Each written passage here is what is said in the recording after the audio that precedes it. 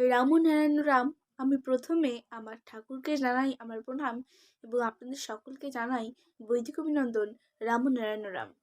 এই বলে আমি আজকের তত্ত্ব আলোচনা শুরু করছি। এই বন্যায় যে উত্তরবঙ্গ ধ্বংস হয়ে গেল, এই সম্বন্ধে আপনার অভিমত কি? অভিমত বলার আগে সেদিন রাত্রে কি যে ঘটে গেছে, সেই মর্মান্তিক শোক ব্যথা ভাষায় ব্যক্ত করা যায় না। এই ঘটনা যদি রাশিয়ায় ঘটত, যাদের ভুলে এই ঘটনা ঘটেছে তাদের জনগণের সামনে রেখে গুলি করে মারত। আমাদের কাছে প্রকৃতি বিরূপ হয়েছে, তবুও আবহাওয়া অফিস আছে, সংকেত করার লোক আছে, কোনো রকম কোনো সংকেত নেই। এই যে সরকারের অব্যবস্থা ও দায়িত্বহীনতা, এই নাবালক সরকারের হাতে পড়লে এই রকম বিপদে প্রায়ই পড়তে হবে। হাজার হাজার মানুষ গো ছাগল ভেসে গেছে, আমরা বলেই ক্ষমা পেয়ে যাচ্ছি। আমাদের দেশবাসী কত ভালো, এই তার প্রমাণ। সরকারের ভুলে যা হয়েছে, এই সরকারের মুখ দর্শন করা উচিত নয়। সেই কংগ্রেসের বিশিষ্ট লোকেরাই যা তা খেয়ে শাসন ব্যবস্থা ভালো হয়নি এবং প্রশাসনের ত্রুটি হয়েছে বলতে বাধ্য হয়েছে। কথায় আছে, ঠেলার নাম বাবাজি। ওখানকার লোকদের কাছ থেকে খবর এসেছে যে কংগ্রেসকে মহান দাতা হিসাবে পরিচিত করার জন্য সরকার প্রচেষ্টা চালাচ্ছে। দুর্গতরা মরে যাচ্ছে। শিলিগুড়ি ও কোচবিহারের অনেকে সাহায্য দিতে গিয়েও থমকে যাচ্ছে। তারা অম্লান বদনে যা করে গেছে তা ভাষায় ব্যক্ত করা যায় না। শিলিগুড়ি কোচবিহারের কাছে চিরদিন ঋণী থাকবে। রাজনীতির দলাদলির জন্য অপেক্ষা করেনি, ঘরে ঘরে রুটি তৈরি করে নিয়ে বিতরণ করেছে। তারপরেই শুরু হলো রাজনীতির লড়াই। তখনই সব থমকে গেছে। কংগ্রেসকে সামনে রেখে সবারই দেওয়া দানগুলো ওদের হাত দিয়ে বিতরণ করতে যাচ্ছে। এখানে আবার করলো নাগরিক ত্রাণ কমিটি। প্রাণ নিয়ে যারা ছিনিমিনি খেলছে তারা করবে ত্রাণের ব্যবস্থা। তবু দেশ আমাদের কত ভালো, চুপ করে শুয়ে যাচ্ছে। এরকম ভালো থেকে চুপ করে সহ্য করাকে ভালো বলতে আমি রাজি নই। জনগণ যারা এই বন্যার জন্য দায়ী, তাদের ধরো, কিছুক্ষণ জলে নিয়ে ডুবিয়ে রাখো, কেমন লাগে বুঝুক। যেটা প্রাণ নেওয়া কমিটির নেতা খগেন দাশগুপ্ত একটু বুঝে এসেছেন। যাদের শরীরে মানুষের রক্ত আছে তাদের এবার নাকে ক্ষত দিয়ে কংগ্রেস ছাড়া উচিত। একবার ভুল করেছে, বঙ্গ করে আবার একই সর্বনাশ। বহু লোকের প্রাণ নষ্ট করেছে, ভুলের পর ভুল তারা করবে, আর আমরা বসে বসে তার মাসুল দেব।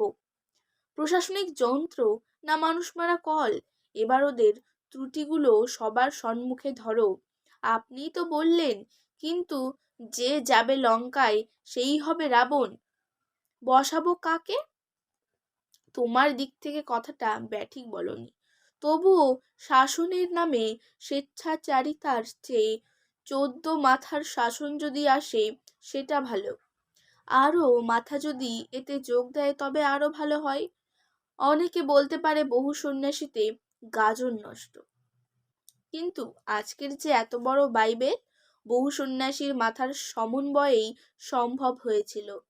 সেখানে ভুল ত্রুটি সংশোধন হওয়ার সুযোগ থাকে। সহস্র মাথার যোগাযোগেই দেশ গড়ে ওঠে। যুক্তফ্রন্ট যা চেষ্টা করছে, তারা সবাইকে চায় সবাই আসুক। তাতেও তাদের অনেক বাধাবিঘ্নের সম্মুখীন হতে হয়েছে ও হচ্ছে। এর মধ্যে বলতে পারো যুক্তফ্রন্টও তো মস্ত বড় ভুল করেছে, কিন্তু ভুল করেছে এটা আমি স্বীকার করতে রাজি নই। ভুলের পাকে ফেলে তাদের জব্দ করার চেষ্টা করা হয়েছে। তারা যখন শাসনভার নিলেন তখন ছিল সব ফুটো, তালি দিতে দিতেই সব হাতছাড়া হয়ে গেল। অত বড় যে হাতি, সেও কুলের বিচি বিঁধে মারা গেছে। যুক্তফ্রন্টেরও তেমনি হয়েছে। আজ তারা সাবধান হয়ে গেছে, সামলে নিতে চেষ্টা করছে।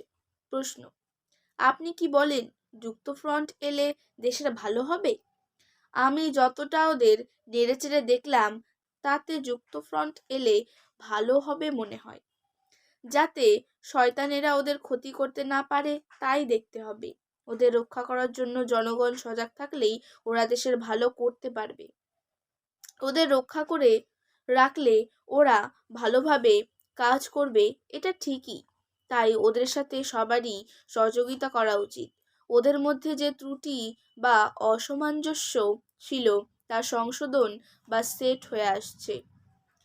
মর্মে মর্মে আজ সবাই উপলব্ধি করছে দেশের কিভাবে উন্নতি করা যায়। এখন শুধু এই আমাদের একমাত্র চিন্তা। প্রত্যেকেই ঘা খেয়ে একত্র হয়েছে। প্রশ্ন, বন্যার্তদের জন্য তো এখন আমাদের কিছু করা উচিত। নিশ্চয়ই সবারই সাহায্য করা উচিত। সমস্ত প্রতিষ্ঠান থেকে সাহায্যে নেমে গেছে। সন্তান দলের ছেলেমেয়েরা যথেষ্ট করছে। এখন যাতে বন্যার্তদের হাতে গিয়ে পৌঁছে তার ব্যবস্থা করা উচিত। সমস্ত অনুষ্ঠান বন্ধ করে যাতে ওদের সাহায্য করা যায় তার চেষ্টা করা উচিত।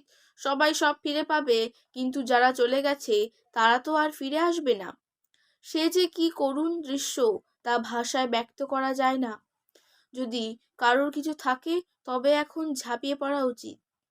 হাজার হাজার ভাই বোনেরা ভেসে গেছে। হঠাৎ যে কেন প্রকৃতি এমন উতলা হয়ে উঠলেন তা ভাববার বিষয়। বাংলার ও ভারতের সব দিকেই এই ঘটনা ঘটে যাচ্ছে। মনে হয় দেশ আজ ধ্বংসের মুখে। আজ ঘরে ঘরে তোমাদের সেই শাস্ত্রের, সেই বেদের বাণীকে অনুসরণ করা দরকার। ঘরে ঘরে আজ নাম কীর্তন হওয়া দরকার। এত বড় শোক দুঃখ ব্যথা সান্ত্বনার আর কিছুই নেই, ওই একমাত্র সান্ত্বনা। সেই মহাপ্রভুর 16 নাম 32 অক্ষর দাঁড়ে দাঁড়ে মৃদঙ্গ বাজিয়ে উচ্চস্বরে নাম গান করে গেছেন। এত বড় বিষধর সর্প, সেও সুরের কাছে মাথা নত করে। যখন সুর বন্ধ করে দিল তার পিছু পিছু ঘুরে ছোবল মারল। বিষ ঢাললো না, স্মরণ করিয়ে দিল আবার সুরে যাও। আজ প্রকৃতি ছোবল মারছে, জানিয়ে দিচ্ছে অযথা সময় নষ্ট করো না, সেই নামের সুরে সুর দিয়ে যাও। প্রকৃতির সব ভয়াবহতা নিস্তব্ধ হয়ে যাবে, চারিদিকে শান্তির ঢেউ বয়ে যাবে। যে যজ্ঞকালীন মন্ত্রের ধ্বনিতে বৃষ্টিকে আনা হতো, আবার বেশি হলে বারণ করা হতো, সেই ধ্বনির প্রয়োজনীয়তা উপকারিতা যথেষ্ট আছে। আবার আসুক সেই পৌরাণিক যজ্ঞ। সূর্যের যজ্ঞের আগুন সবসময় জ্বলছে। আমরা যেন ঠিকমতো সেখানে আহুতি দিয়ে যেতে পারি, তবেই সব দিকে কল্যাণ হবে, শান্তি হবে। আজকের তত্ত্বালোচনা আমি এখানে শেষ করছি। দেখা হচ্ছে পরের ভিডিওতে। ভালো থাকবেন, সুস্থ থাকবেন। রাম নারায়ণ রাম।